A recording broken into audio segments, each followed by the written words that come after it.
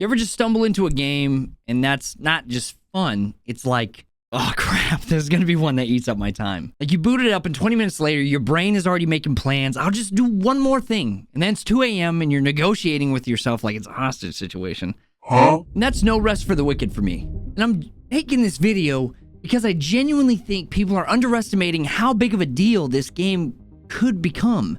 Not big like loud marketing big, but big like it changes what people expect from this genre big.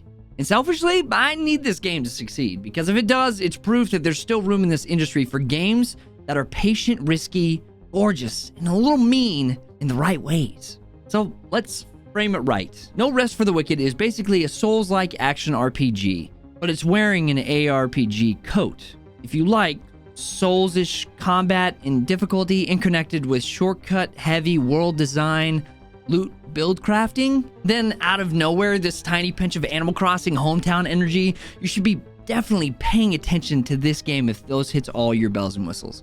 It's in early access right now, so the full release is sometime in the future territory, 2026-ish, depending on how ambitious the team is.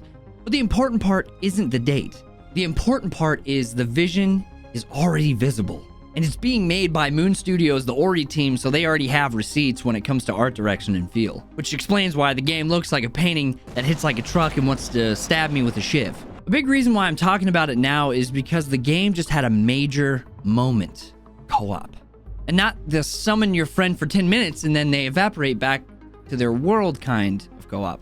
This is a real co-op implementation. Shared realm energy where your group can actually exist together in a way that feels like the game was built for it. Also, I'm a good chunk of hours in it, and it still feels like I'm not even fully done seeing what they have here. Early access is still only a portion of what they want the final game to be, and the end game is one of those this will evolve a lot systems. So no, this isn't me claiming the game is finished. This is me saying the foundation is too strong to ignore, and I really need y'all to see that. So let's start with the obvious. The game is disgustingly beautiful. Not realistic, not look at my ray tracing pretty, but the art direction pretty. Every frame looks composed. The characters have this stylized design, long limbs, narrow heads. And yeah, character creation can look like you made a Victorian goblin by accident. But once you're in motion, it works. It really works. And the environments, the lighting, the atmosphere, it's that rare thing where the world feels handcrafted and intentional instead of generated and filled. Then combat effects hit and you're like, oh my god. Oh, fire, lightning, freeze. When you freeze an enemy and shatter them, it's disgusting. It's satisfying. It's Picasso. Mwah! It's like Disney movie visuals. And then the Disney movie says, now explode into ice chunks. Now eviscerate his whole existence. And I'm not going to pretend your display doesn't matter here. If you can run it in HDR and it looks great on your setup, it's unfair how good this game looks. The cinematics especially feel like they're operating in a different weight class than most games, like the facial animation, the eye movement is doing real acting. And that matters because it isn't just pretty. It sells the tone, it sells the world, it makes you want to stay in it. Shout out to another video that I did. Great RPGs don't care about you. This kind of feels like the game. But here's the part that shocked me. The top-down camera doesn't make the combat feel distant. It actually makes the game feel more distinct. Because you get Souls-like tension and pacing, commitment, stamina, pressure, spacing, consequence, but through an angle that makes the whole thing feel fresh. And the combat, it's not clicky ARPG chaos. It is deliberate. You can't just smash your way through everything. You'll get punished. Trust me, I have tried. The game can smell greed like a shark. A beautiful, painted, bloody shark. It's actually quite terrifying. So fights feel like commit. Don't flail. Play clean. Don't panic. Respect the space. Respect the stamina. And that would already be good. But then the weapon kicks the freaking door in. Oh my god.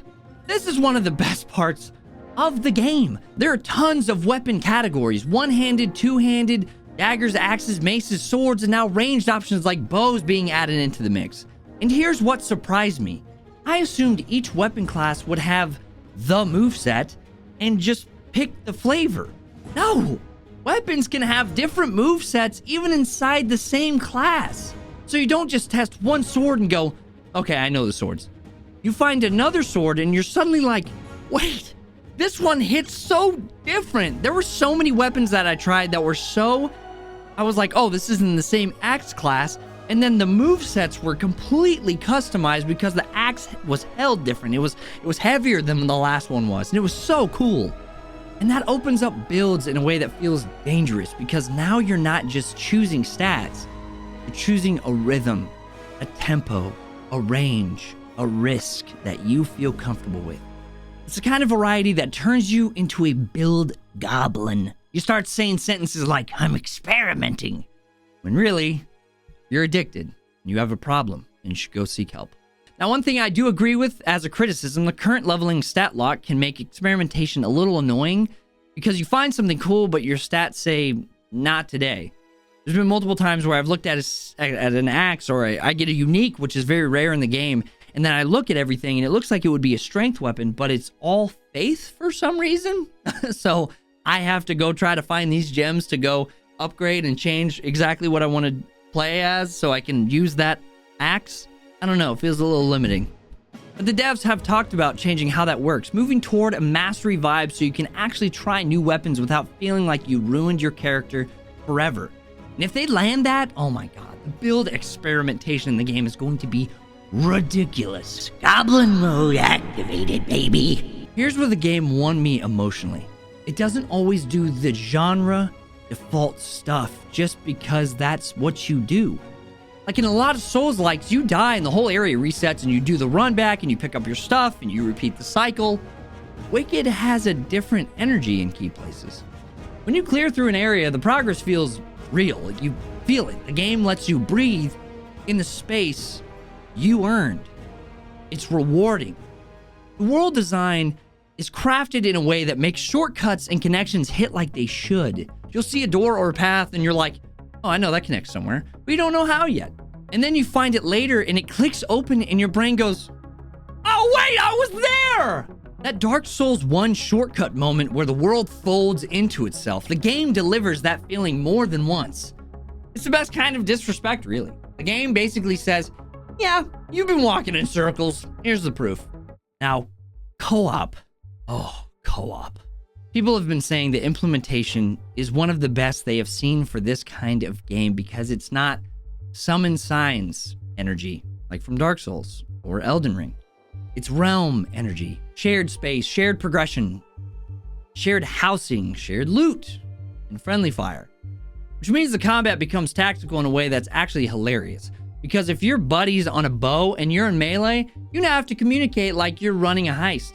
Oh, and if you don't, congrats, you just got sniped by your own teammates. Help. But seriously, co-op gives this game a future. Because now it's just, I had a cool experience. It's we had a story. We almost wiped, we clutched, we found a weapon, we built around it. We survived something we shouldn't have. And that's how games become communities. And then there's the part that sounds like it shouldn't work at all. The hometown building stuff in a grim, violent world like this, it's easy to assume that's just a checklist feature. But it ends up feeling like contrast, an exhale. You go out, you suffer, you limp back. Then you build something permanent, something that's yours. After 2 hours of pain, placing a chair feels like a character development that you earned. But it doesn't replace the main loop, it spices it up. It widens it out. Honestly, one of the coolest things about this is that it is able to have you build an entire city with the help of your friends by building up these towns, building up the lodgings, building up the inn, building up the other places that you're shopping at. You can help build this town into what its divine glory should look like. It's actually quite magical to see a town run down when you first see it. So looking at a checklist that's 100% and you're going into these shops that you've built up yourself and seeing that your hands are doing a building. It's not just holding an axe and just widening someone's throat.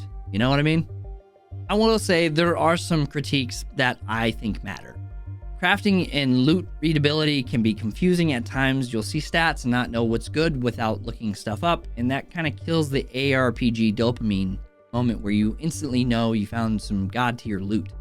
The current leveling stat locking can limit experimentation. Finding an amazing weapon and realizing your build can't use it yet is painful in a game where weapons are one of the best and coolest parts.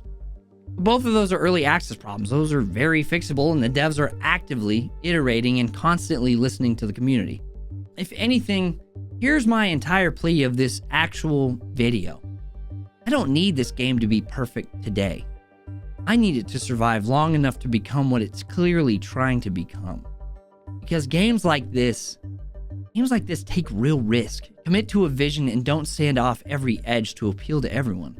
They are the stuff that moves the industry forward. Not because they copy a formula better, but because they're trying something brave and they make it work.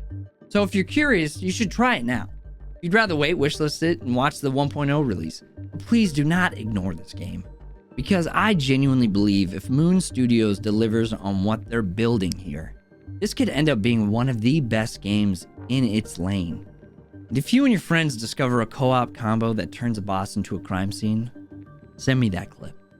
I want that evidence.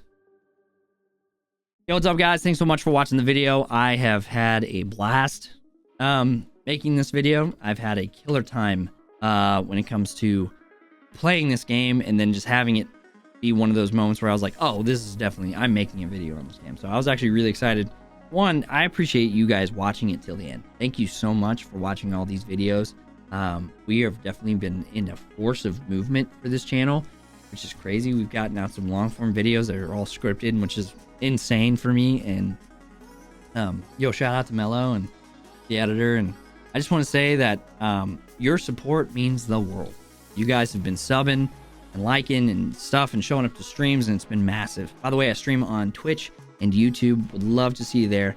And I also, guys, if this is a shout out, if you want to go a step above and if you have the money for it, we do memberships on YouTube that are $6 a month, and everything that we get here goes back into the production. And you can just press that little join button on your phone, or you can press the member button it's in the link in the description. So any way you want to support is huge. I would appreciate it massively. You guys are awesome for watching it, for liking and sharing, for everything. It helps so much, and it helps put production in this. And Wilbur, what would you like to say to the people?